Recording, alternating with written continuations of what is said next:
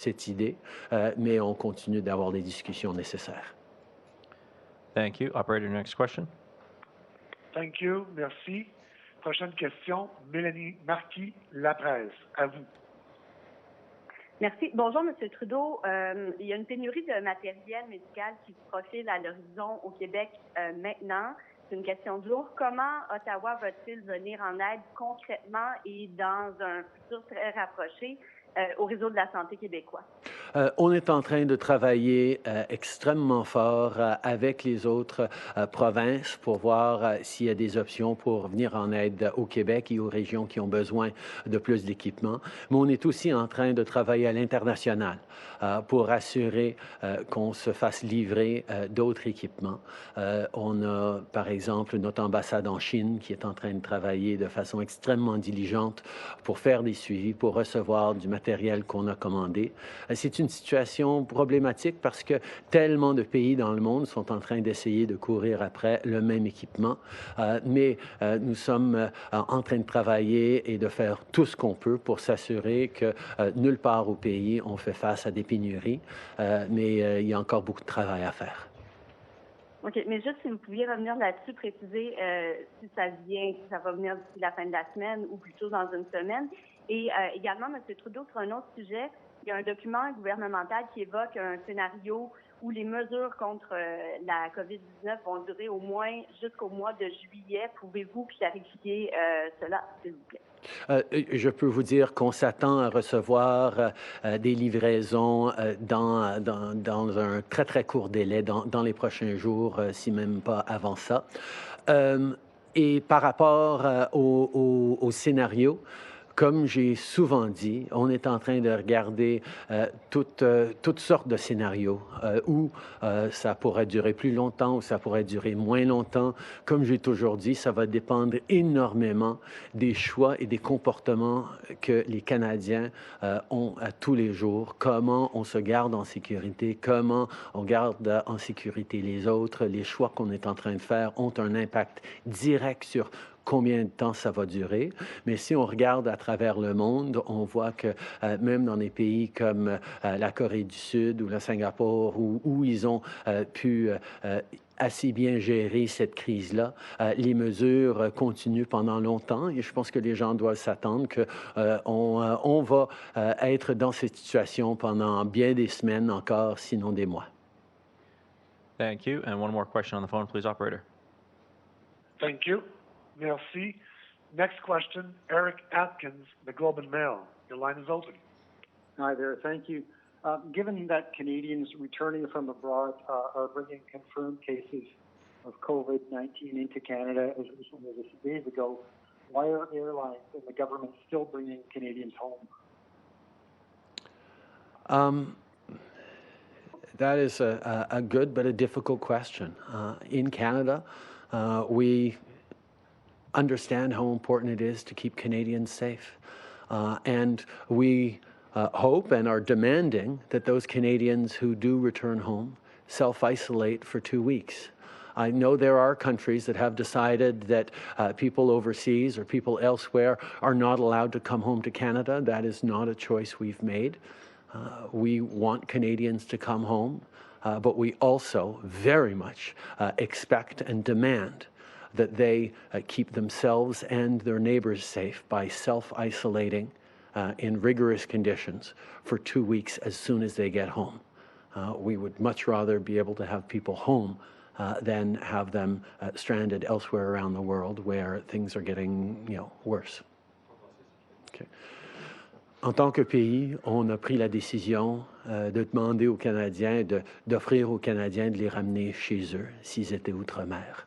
Ce n'est pas la décision que d'autres pays ont prise. Il y a des gens de différents pays qui ont été pris dans des endroits outre-mer qui ne peuvent pas rentrer chez eux.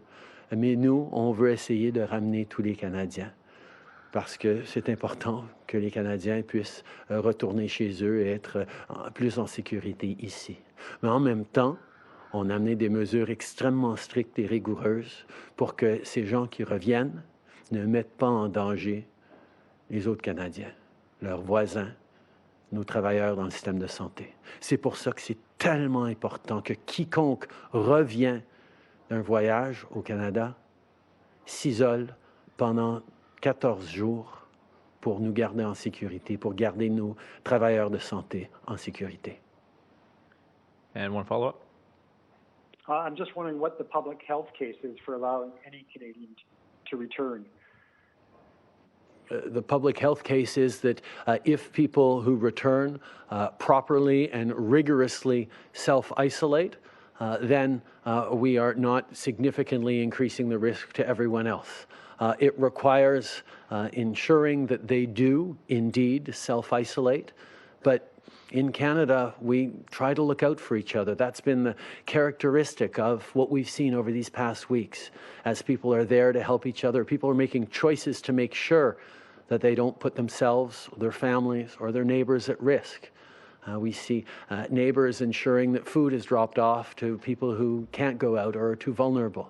We've seen volunteerism up extraordinarily, people calling up to volunteer as crisis counselors to go through the rigorous training to volunteer at Kids Help Phone. Canadians help each other when we're in tough times. And part of helping each other in tough times is making sure that Canadians who are stuck overseas can come home. But part of that responsibility that they have then is to make sure that they're not putting others at risk and make sure that they self-isolate. Prime Minister Kevin Gallagher with CTV National News. Toronto's Chief Public Health Officer indicated today that these public health measures to mitigate the spread of COVID-19 could be in place for 12 weeks. There are, according to the National Post, internal federal government documents that also indicate these measures will be in place until July. You yourself have not shared these types of projections. Don't Canadians have a right to know how long these important yet disruptive public health measures will be in place for so that businesses can plan and families can plan? We have been open and transparent with Canadians on the facts, and I've said from the very beginning that there are a wide range of scenarios that we have been looking for, that we're planning for, that we are trying to work towards as a government, as a country. We know that we are going to be in place for a number of more weeks, perhaps more months, but everything depends on how Canadians behave. The choices you make to stay at home, to self-isolate, to not go to 6 different stores when you go grocery shopping, to try to go grocery shopping only once a week, to be very careful to keep those 2 meters apart when you go for a walk, if you're allowed to go for a walk. These sorts of things are what will arrest the spread and the increase of this virus. We need all of us to do the best we can to make it through this unprecedented situation, and that's exactly what Canadians are doing. Nous reconnaissons que ça a été important à chaque étape d'être ouvert avec les Canadiens. C'est pour ça qu'on continue de dire que ça va durer encore des semaines, peut-être des mois. Mais évidemment, il y a un éventail de différents scénarios qu'on est en train de regarder, pour lesquels on est en train de se préparer. Mais l'essentiel, c'est le comportement des Canadiens. Si on fait les bons choix, si on choisit de rester à la maison le plus possible, si on garde les 2 mètres quand on fait une promenade dehors, si on essaye de ne pas aller à 8 différents magasins quand on fait notre sortie pour acheter l'épicerie une fois par semaine, les choix que nous faisons, les comportements que nous avons vont avoir un impact direct sur où on va être dans quelques semaines et dans quelques mois.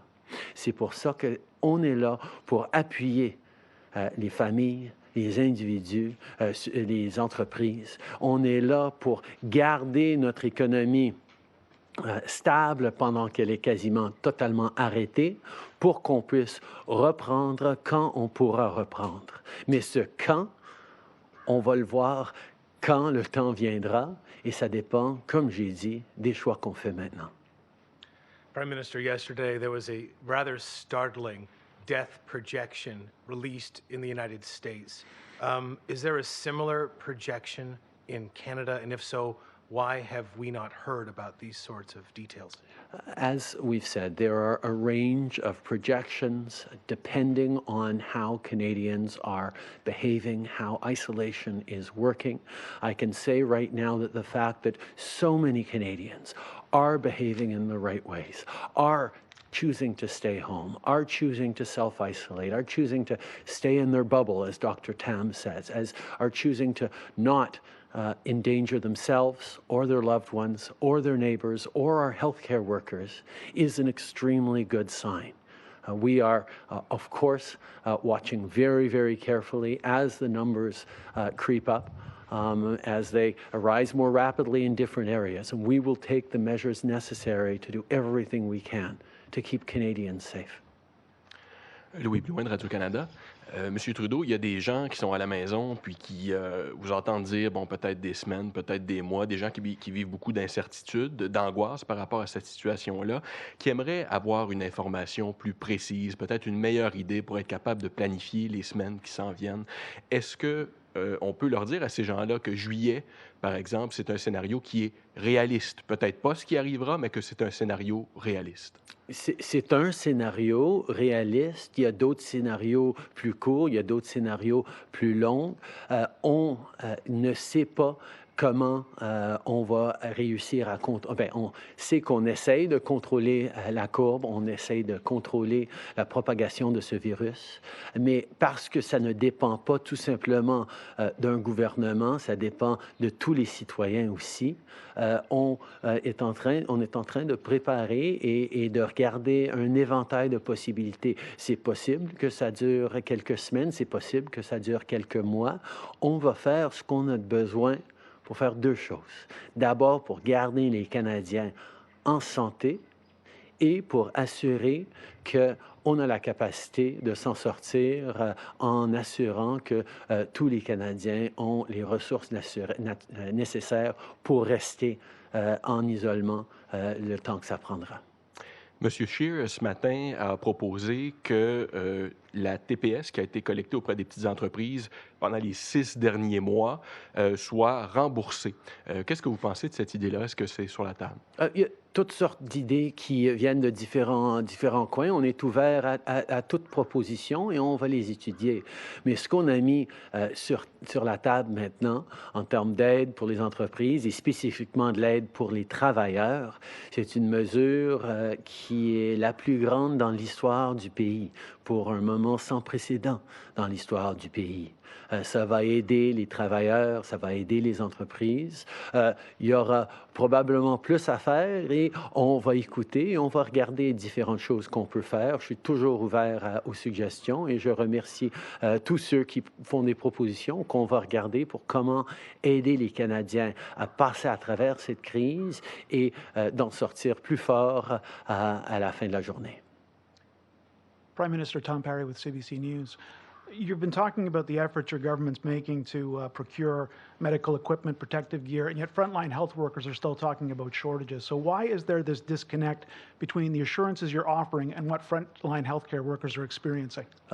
We recognize the challenges that frontline health workers are facing in different parts of the country. We are working very closely with the provincial authorities in charge of those healthcare systems to try and meet the needs that they're faced with. We are looking at a global demand for these supplies that is unprecedented. Countries around the world are trying to get more of these supplies. We are expecting to see some shipments coming in very shortly that will help in Canada. We're continuing to work on more shipments in the coming weeks.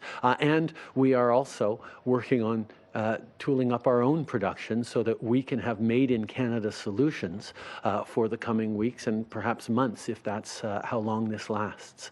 We are doing everything we can to meet the very real and pressing needs that we have in our healthcare system right across the country, particularly in some areas.